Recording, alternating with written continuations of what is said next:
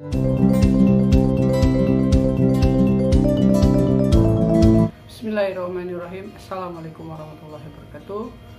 Lanjut teman-teman, pada kesempatan kali ini insya Allah kita akan coba menyampaikan pesan dari Ustadz Adi Hidayat di bukunya Al-Majmu ini terkait bagaimana cara menuntut ilmu. Nah, kenapa ini perlu saya sampaikan?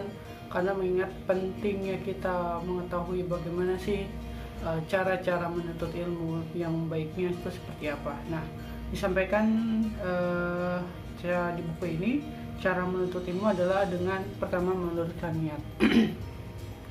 Kita sama-sama mengetahui bahwasanya hadis yang inama a'malu binniyat, bagaimana sesuatu itu tergantung dengan niatnya. Nah, ternyata kalau sebagai seorang penuntut ilmu, seorang pelajar, dia menuntut ilmu hanya orientasinya dunia, maka dia akan bernilai sebagai hanya rutinitas semata, jadi tidak ada nilai ibadah.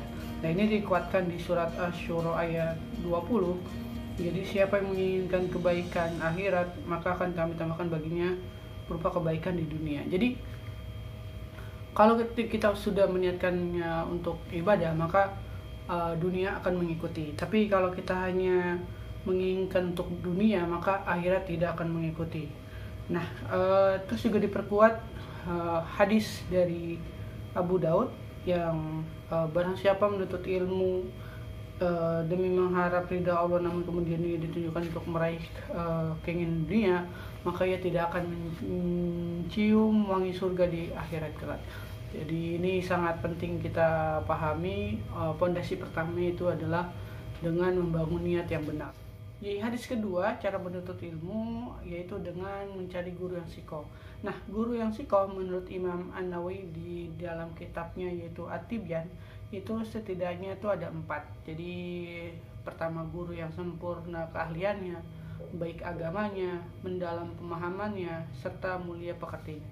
Jadi betapa pentingnya kita mencari guru yang sikoh karena menjadi rujukan kita dalam menuntut ilmu. Maka 4 hal ini yang menurut Imam An-Nawawi itu menjadi poin penting. Yang selanjutnya adalah bagaimana kita memetakan jadwal dan prioritas materi. Jadi jangan semua pelajaran itu kita pelajari, tapi kita petakan dulu mana yang menjadi kebutuhan primer atau kebutuhan dasar kita yang memang sesuai dengan cita-cita kita, dan baru kita menurunkan prioritas materi yang dibutuhkan.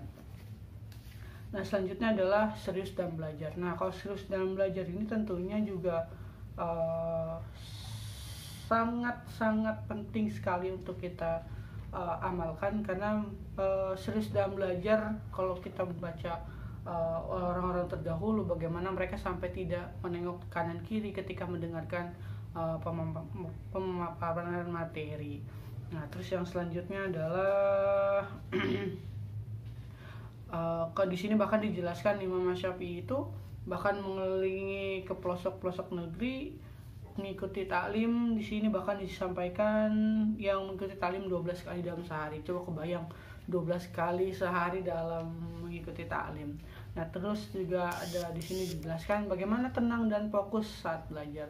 Nah, tenang dan fokus dalam belajar tentu kita yang ada di bukunya Ta'limul Muta'alim itu ada 2 waktu belajar terbaik, yaitu adalah waktu maghrib dengan isya dan juga waktu menjelang sahur. Itu waktu-waktu terbaik karena di situ biasanya muncul ketenangan dalam belajar. Nah, terus adalah pastinya mencatat ilmu yang didapat. Kenapa ini penting, teman-teman? Jadi karena sudah tabiat kita sebagai manusia itu gampang lupa, maka mencatat itu adalah menjadi hal yang sangat penting.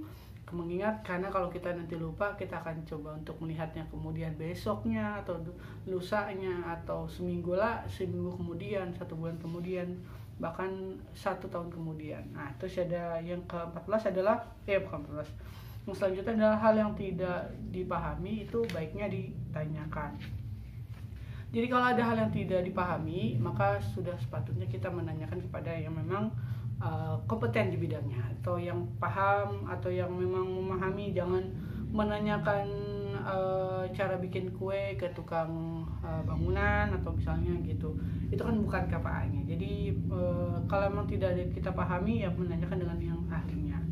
Nah, terus juga tidak mencela saat taklim berlangsung atau saat belajar tidak mencela, atau adab-adab ketika dalam ruangan kelas misalnya, atau misalnya adab-adab dalam halaqah atau kajian. Nah itu kita tidak mencela. Terus mencermati materi yang telah dikaji. Ini kalau mencermati materi yang dikaji itu berarti kita ketika disampaikan sesuatu lalu kita diskusikan. Nah ini adalah budaya-budaya yang pernah dulu dilakukan, bagaimana ketika materi sudah disampaikan, setelah selesai maka didiskusikan dengan siapa? Dengan sesama pelajar. Nah ini beberapa hal yang memang patut untuk kita teladani, bagaimana cara menuntut ilmu itu.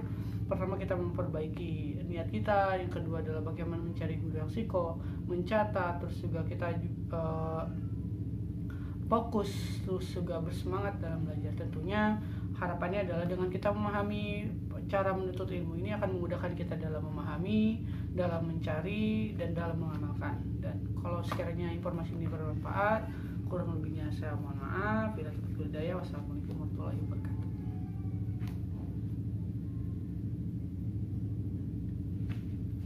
Adilatin bini.